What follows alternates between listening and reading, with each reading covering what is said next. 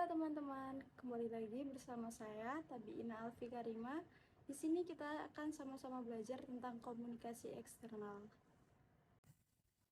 Pada komunikasi eksternal ini, kita akan belajar tentang pengertian komunikasi eksternal, tujuan komunikasi eksternal, manfaat komunikasi eksternal, pola komunikasi eksternal, media komunikasi eksternal, strategi komunikasi eksternal, peranan komunikasi eksternal, dan tips efektif komunikasi eksternal. Oke, yang pertama, apa sih komunikasi eksternal itu? Menurut Onong Yu Effendi, komunikasi eksternal merupakan komunikasi antara pimpinan organisasi dengan halayak luar organisasi. Jadi, dari teori tersebut dapat disimpulkan bahwa komunikasi eksternal adalah komunikasi antara pimpinan organisasi atau lembaga dengan halayak luar secara umum. Pihak tersebut berada di luar organisasi atau lembaga yang bersangkutan. Selanjutnya, tujuan komunikasi eksternal bagi perusahaan. Yang pertama, menyampaikan informasi mengenai organisasi atau lembaga kepada sejumlah besar orang di luar organisasi. Yang kedua, mendapatkan pengertian, rasa percaya, dan bantuan kerjasama dari publik eksternal perusahaan. Yang ketiga, membangun citra perusahaan yang baik di hadapan publik. Yang keempat, menyediakan informasi dan komunikasi yang transparan kepada publik. Yang kelima, mengurangi kerusakan reputasi perusahaan selama krisis. Yang keenam, memperkuat hubungan dengan berbagai pihak eksternal seperti masyarakat, perusahaan lain, klien, pemerintah, dan lain sebagainya. Yang ketujuh, membangun persepsi publik terhadap perusahaan yang produk atau jasa yang diberikan. Yang kedelapan, memperoleh keuntungan kompetitif dengan membedakan bisnis dari pesaingnya, membuatnya lebih menonjol di pasar, dan menarik lebih banyak pelanggan. Yang kesembilan, mengurangi resiko investasi dengan memperoleh keunggulan kompetitif dan mengatasi masalah yang akan mungkin terjadi. Yang terakhir, mengembangkan dan mengoperasikan hubungan dengan pihak eksternal yang mempengaruhi perusahaan seperti pelanggan, investor, dan mitra. Oke, yang selanjutnya, manfaat komunikasi eksternal. Yang pertama, mengembangkan hubungan masyarakat. Komunikasi eksternal membantu bisnis membangun hubungan dengan masyarakat. Dengan berbagai informasi dan update mengenai aktivitas perusahaan, pelaku bisnis dapat menciptakan citra positif dan membangun kepercayaan di masyarakat. Yang kedua, mengkomunikasikan dan memanfaatkan informasi. Komunikasi eksternal membantu bisnis berbagai informasi tentang produk atau layanan mereka dan manfaat yang dapat digunakan sebagai pengaruh untuk menarik pelanggan baru, mempertahankan pelanggan saat ini, dan mendapatkan keunggulan kompetitif di pasar. Yang ketiga, membangun identitas merek. Komunikasi eksternal sangat penting untuk membangun identitas merek. Pesan yang konsisten di seluruh saluran komunikasi eksternal membantu menciptakan identitas merek yang kuat dan meningkatkan kesadaran merek.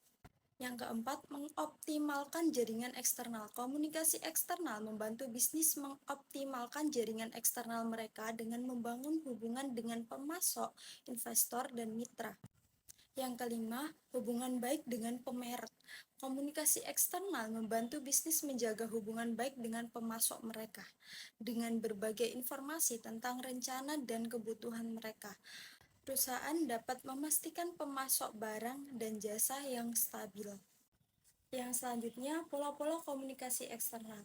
Yang pertama, komunikasi eksternal antara kantor dengan konsumen, pelanggan, atau pengguna jasa bertujuan untuk mengetahui harapan konsumen atau pengguna jasa terhadap produk dan jasa, mengetahui tanggapan konsumen terhadap kualitas layanan, pemberitahuan tentang adanya produk baru atau perubahan tarif. Yang kedua, komunikasi eksternal antara kantor dengan pemegang saham. Itu bertujuan untuk menggali informasi dan saran-saran dari pemegang saham, mengirim laporan, mendapatkan umpan balik untuk kemajuan kantor.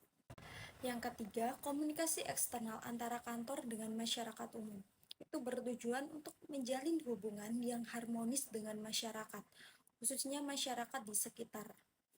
Yang keempat, komunikasi eksternal kantor dengan pemerintah bertujuan untuk membangun hubungan baik antar organisasi dengan pemerintah. Yang kelima, komunikasi eksternal antara kantor dengan pers atau media.